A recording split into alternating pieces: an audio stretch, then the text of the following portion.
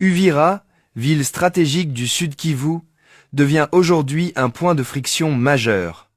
Malgré la signature récente d'un accord de paix entre la RDC et le Rwanda à Washington, les combats indirects continuent. Le M23 renforce ses positions, pendant que l'armée burundaise, alliée de Kinshasa, intensifie sa présence militaire dans la région. Cette situation révèle une réalité. La paix diplomatique ne correspond pas encore à la paix sur le terrain.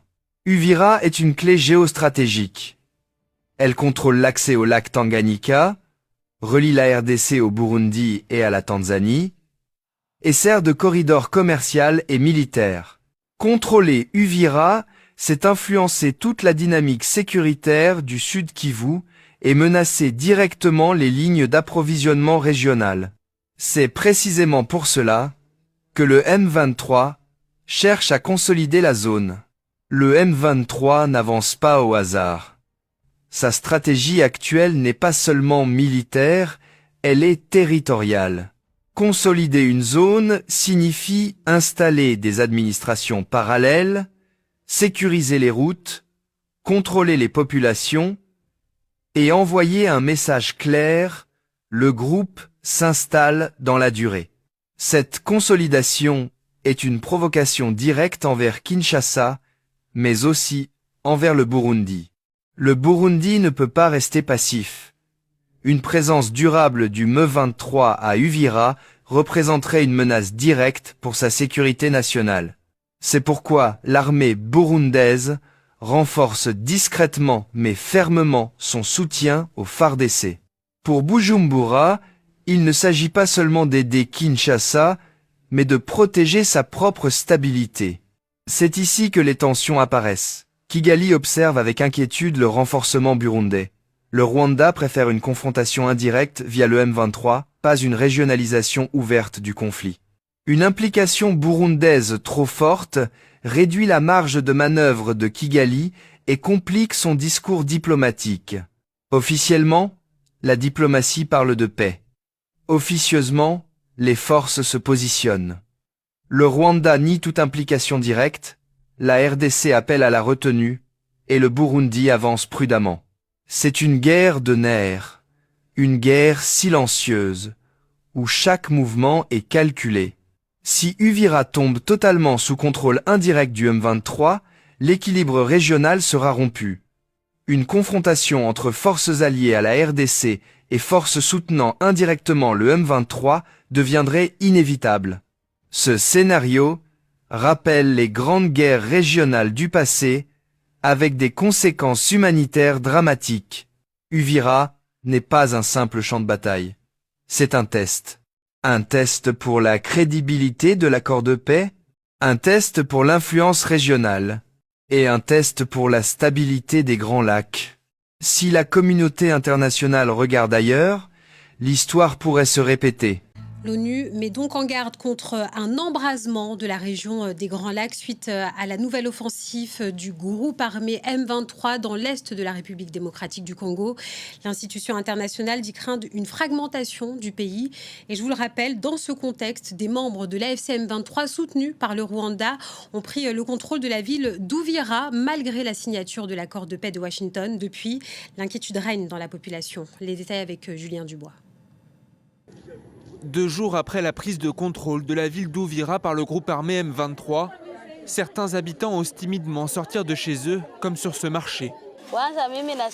Je remercie Dieu d'être en vie, car avec la situation que nous avons vécue, nous ne pensions pas que nous pourrions encore sortir.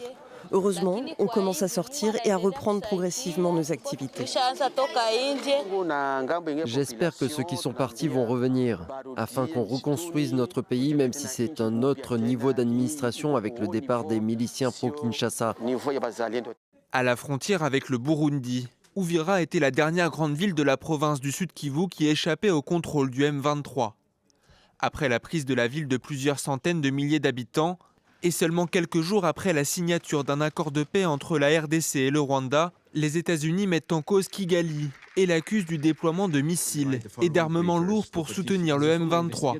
Respecter, nous pouvons pour ouvrir la voie à la désescalade et à une paix durable. Je vous remercie.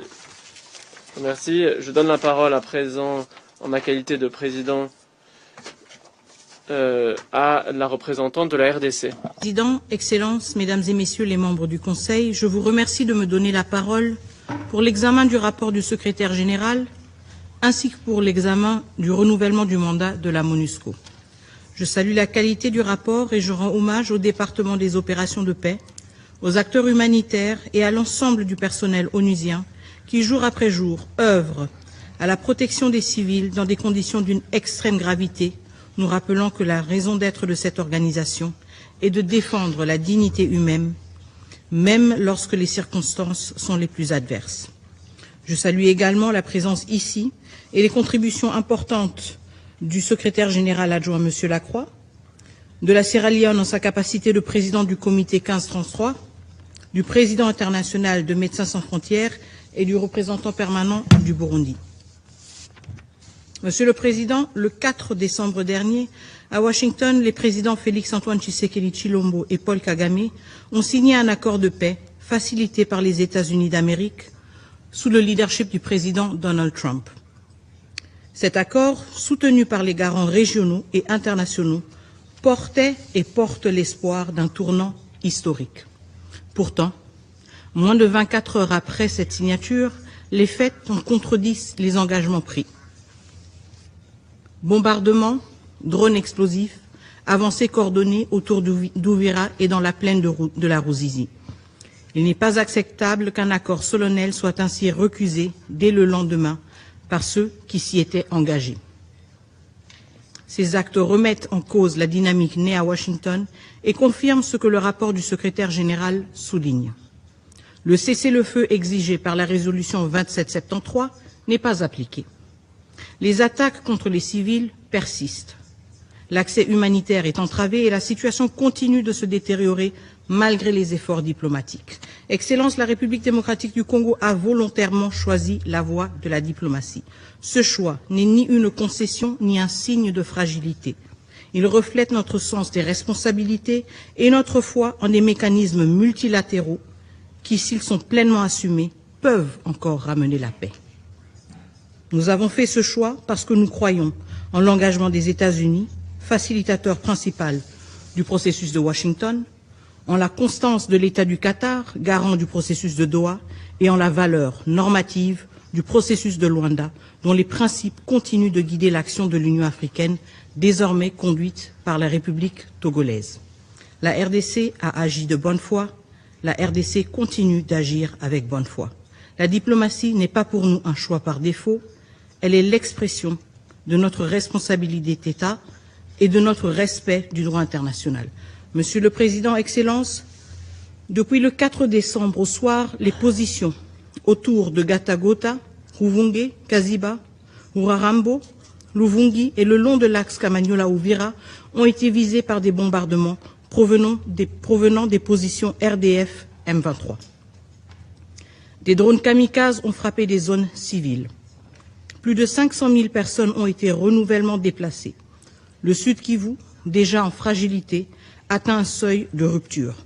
Ces faits sont documentés par les mécanismes humanitaires et confirmés par OCHA. Ils créent également un risque majeur de régionalisation. Des tirs ont déjà touché le Burundi. Ouvira n'est distante que de 30 km de Bujumbura. Aucun pays voisin ne peut être exposé à de telles attaques sans risque d'escalade. La stabilité régionale ne peut reposer sur la normalisation de violations aussi graves.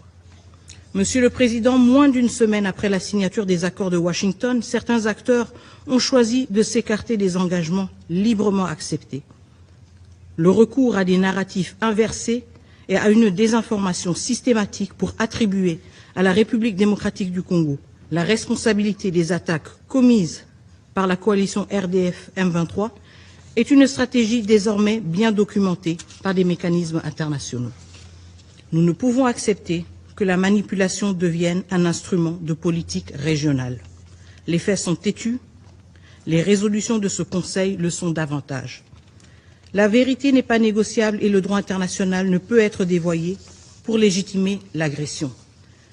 Les violations constatées contreviennent à la résolution 2773 à l'accord du 27 juin signé à Washington, à l'accord signé à Washington le 4 décembre, à la déclaration de principe et l'accord cadre de Doha et aux conditions même de la mise en œuvre du cadre d'intégration économique régionale aussi signé à Washington.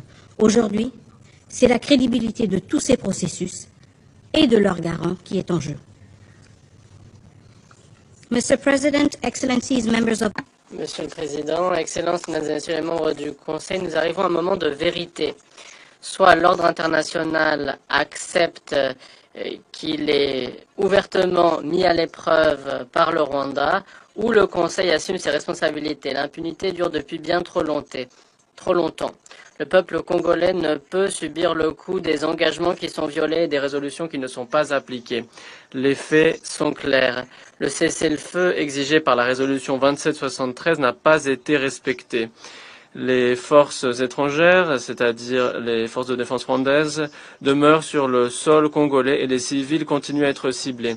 L'accès humanitaire est entravé, la désinformation est utilisée délibérément afin de faire porter la responsabilité à d'autres et de protéger les criminels. La crédibilité de tous les processus, Washington, Doha et la facilitation africaine ne dépendent que d'un principe, la redevabilité. Sans conséquence, les accords n'ont aucun effet. Sans conséquence, l'engrenage de la violence se poursuivra. La résolution 2773 est pourtant très claire, mais ce qu'il manque, c'est une application de cette résolution, sans quoi elle ne saurait dissuader la violence, mais ne fait qu'inviter à la violence. Lorsque les violations ne sont pas punies, l'impunité devient la politique. La responsabilité de ce Conseil n'est pas de redire ses décisions, mais de les faire appliquer. La résolution 2773, le constat est implacable. Une nouvelle ville est tombée, une administration parallèle s'est consolidée, des milliers de familles supplémentaires ont fui, d'autres ont été tuées, violées, terrorisées. Et même la MONUSCO, casque bleu, personnel civil, leadership, a été pris pour cible. Pendant ces 9 mois, ce Conseil n'a pris aucune mesure concrète pour faire respecter sa propre résolution et pour défendre sa propre mission. Des appels, des avertissements, mais aucun acte. Ce vide d'action a permis au Rwanda de poursuivre et d'étendre ses opérations dans un environnement où les violations ne rencontrent aucune conséquence. Le moment est venu pour ce Conseil d'affronter une question essentielle. Comment, en 3 décennies de crise, l'absence de mesures coercitives a-t-elle contribué à la persistance de ces violations? Monsieur le Président, la résolution 2773 demeure la boussole de l'engagement onusien. Elle doit être appliquée dans toute sa portée, sans ambiguïté ni exception. La RDC appelle à un mandat robuste, cohérent et adapté aux réalités du terrain, et protecteur de l'autorité de ce même Conseil. Le mandat renouvelé doit garantir la protection des civils, réaffirmer le retrait des forces étrangères, soutenir les opérations humanitaires, inclure explicitement la protection des casques bleus, du personnel civil et du leadership de la MONUSCO, condamner toute attaque contre eux et empêcher tout contournement des décisions du Conseil. Car en effet, l'obstruction du mandat des Nations Unies par le Rwanda et le M23 ne peut jamais justifier son affaiblissement. Ce Conseil ne peut céder face à ceux qui le défient et qui défient son autorité. Monsieur le Président, la RDC est un pays africain. Elle fait aussi pleinement partie de la communauté internationale. Nous respectons les solutions africaines aux problèmes africains. Mais cela ne peut devenir un relativisme juridique permettant de contourner les normes universelles. Il n'existe pas de version régionale des droits de l'homme ou de la souveraineté. Toute solution durable doit s'appuyer sur les principes universels de la Charte des Nations Unies. Monsieur le Président, Excellences, Mesdames et Messieurs les membres du Conseil, le peuple congolais a choisi la paix. Il l'a demandée, il l'a négociée, il l'a signée. Il ne doit pas payer le prix de la mauvaise foi de ceux qui tournent le dos à leurs engagements. La paix ne peut reposer sur des promesses non tenues. Le peuple congolais a droit à la sécurité, à la justice et au respect du droit international. Ce Conseil doit agir pour que ces droits ne restent pas théoriques, mais deviennent enfin une réalité. C'est pourquoi la République démocratique du Congo appelle ce Conseil à mettre en œuvre intégralement la résolution 2773, imposer des sanctions ciblées contre les responsables militaires et politiques de l'agression, instaurer un embargo total sur les minerais exportés comme rwandais, révoquer le statut de contributeur de troupes du Rwanda aux opérations de maintien de la paix des Nations Unies et établir un régime de notification systématique pour tout transfert d'armes vers le Rwanda. Les garants de Washington, de Doha et de la facilitation africaine doivent également assumer leurs responsabilités. Ces accords ne survivront qu'à la condition d'une fermeté collective et cohérente. Il appartient désormais à la communauté internationale de faire respecter les engagements pris et de permettre enfin l'avènement d'une paix durable dans l'Est de la République démocratique du Congo et dans toute la région des Grands Lacs. Je vous remercie.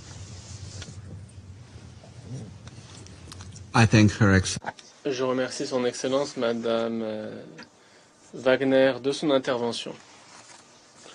Je donne à présent la parole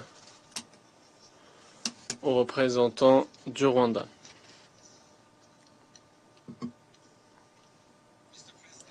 Monsieur le Président, je vous remercie de m'avoir donné la parole.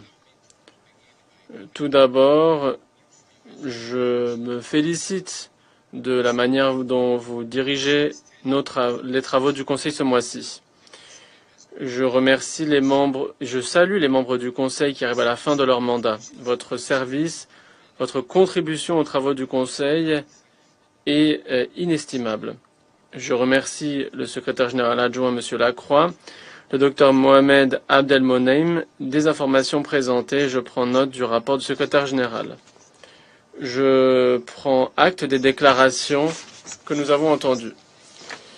Nous allons examiner prochainement le mandat de la MONUSCO. Nous comptons sur un mandat qui fait fond sur les accords de Washington et l'accord cadre de Doha et qui les renforce.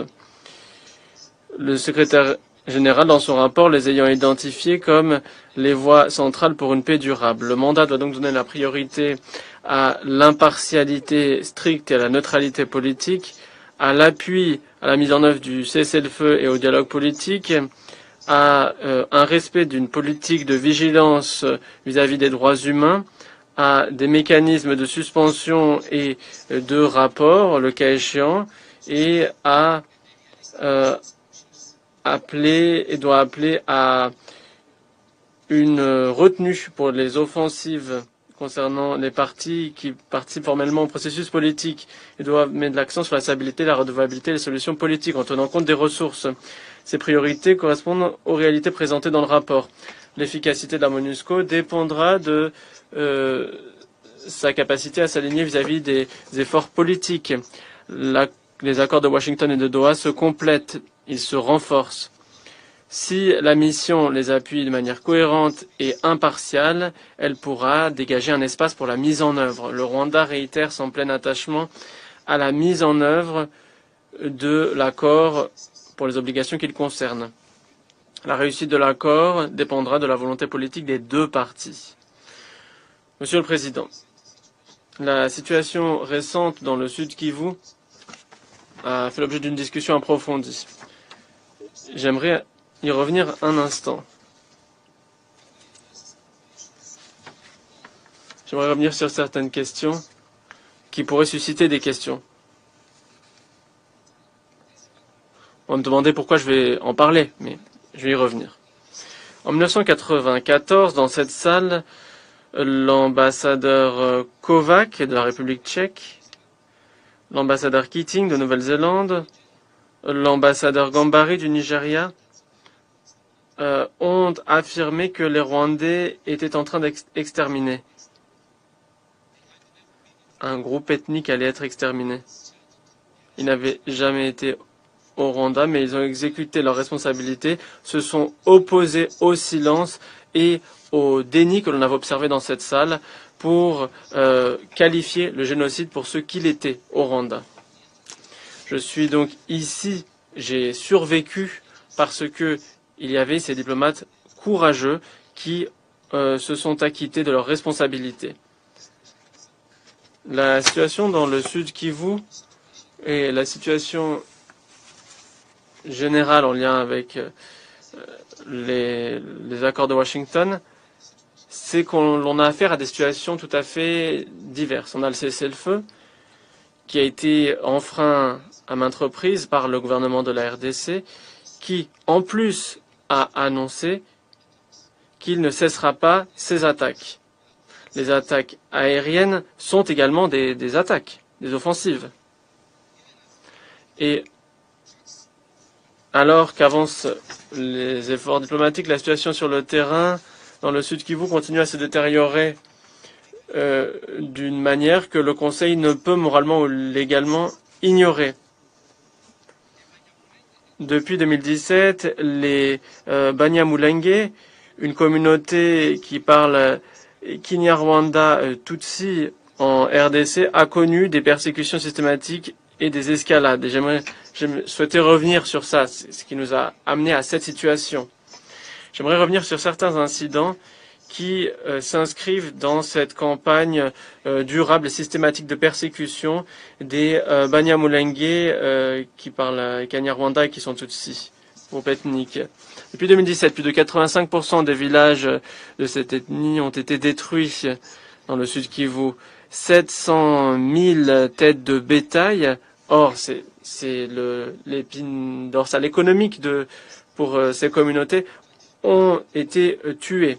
Le 25 août 2025, les milices Wazalendo et les FARDC ont émis un ultimatum de 10 jours en exigeant que les Banyamulenge quittent Uvira, sinon ils seraient tués, en leur interdisant d'accéder au marché, aux points d'eau et à d'autres moyens de survie essentiels. Le 4 septembre 2025, une décision a été prise pour refuser aux civils Banyamulenge l'accès aux points d'eau publics parce qu'ils étaient qualifiés d'ennemis.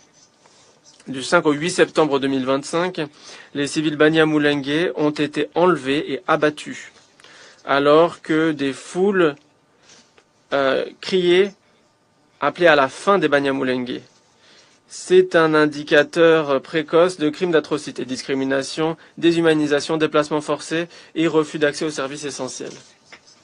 Des dizaines de milliers de soldats burundais ont été déployés dans le Sud Kivu sur invitation du gouvernement de la RDC. Et cela s'ajoute à la présence des FDLR, des mercenaires, des Wazalendo et d'autres milices. Ces troupes ont organisé des barrages militaires coordonnés qui ont aggravé la situation déjà décrite. Ces opérations, avec les FARDC et les FDLR, les milices affiliées, ont conduit à imposer un siège aux populations Banyamulenge. Il y a d'autres groupes ethniques. Il y a les Mbamembe, Bafulero, un autre groupe ethnique dont j'oublie le nom à l'instant, qui sont concernés. Et qui sont présents plutôt. Mais cela n'a été imposé qu'aux Banyamulenge.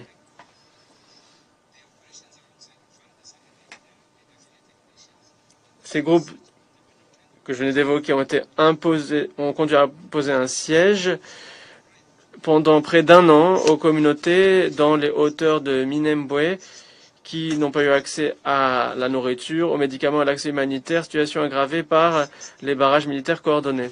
Du 16 au 18 octobre 2025, la seule route qui menait au marché de Mitamba a été fermée, coupant l'accès aux approvisionnements alimentaires pour les civils.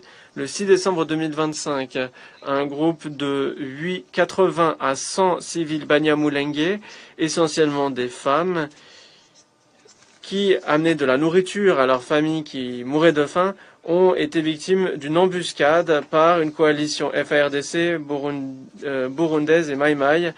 Il y a eu des informations indiquant qu'il y a eu des meurtres, des tortures, des violences sexuelles.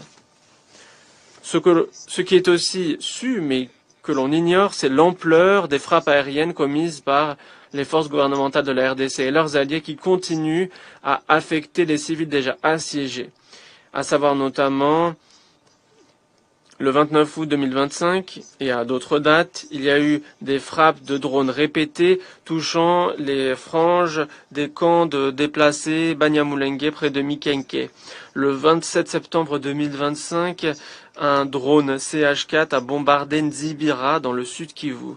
Le 15 novembre 2025, des drones opérés par Kinshasa ont bombardé Mikenke, un village accueillant des Banyamulenge déplacés. Entre mars et décembre, il y a eu 50 frappes aériennes dans cette zone. Et personne n'en parle.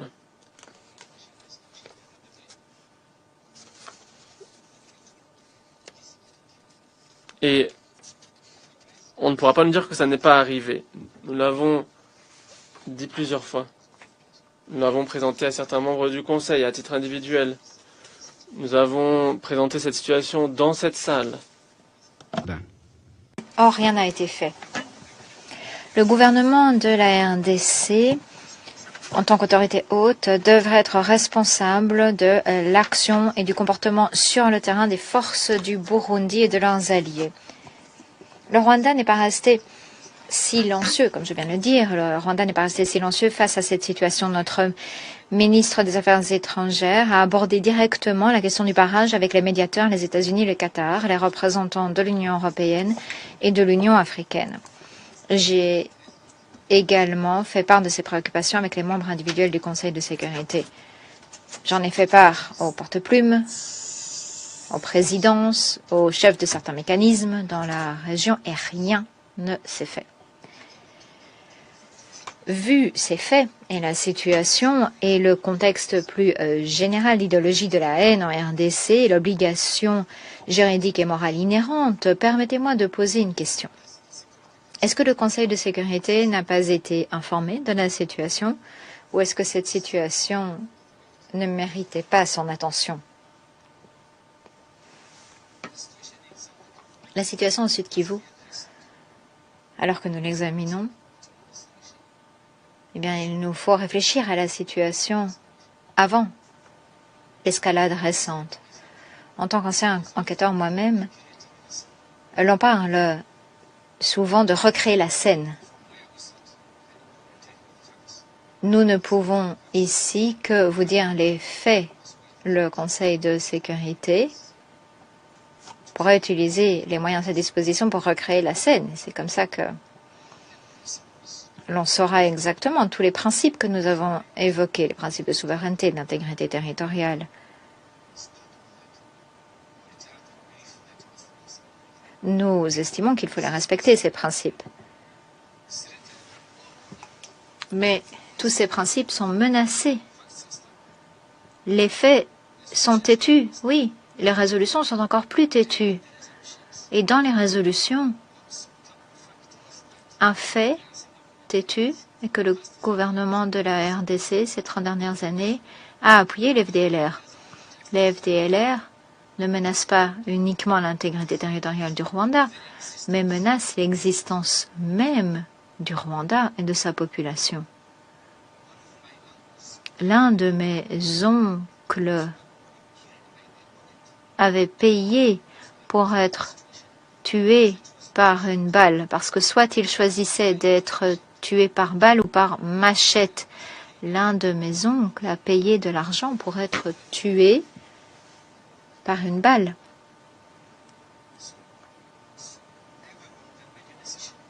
Tout un chacun peut choisir de ne pas se soucier de la situation actuelle, de la menace à laquelle fait face le Rwanda, ou des personnes au nom desquelles je m'exprime, dont personne ne se soucie et personne ne se soucie de leur situation, ou alors on leur demande d'être participants à leur propre extermination. Est-ce qu'on peut vraiment aller aussi loin?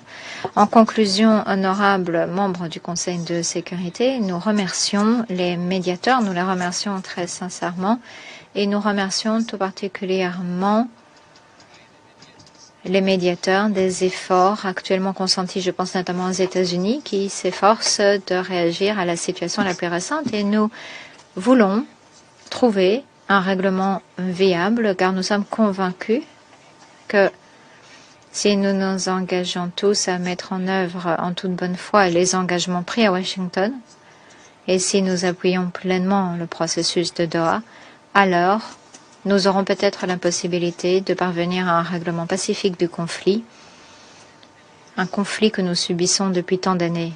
Le problème n'a que trop duré. Et voilà notre requête, voilà notre appel. Efforçons-nous tous de travailler en faveur d'un règlement pacifique. Je ne répéterai pas ce que nous avons déjà dit pour qu'il y ait des mesures de défense, pour comment est-ce qu'elles pourront être levées. Toutes ces questions sont abordées dans l'accord et nous continuerons de travailler avec les médiateurs. Je vous remercie. Je remercie le représentant du Rwanda de sa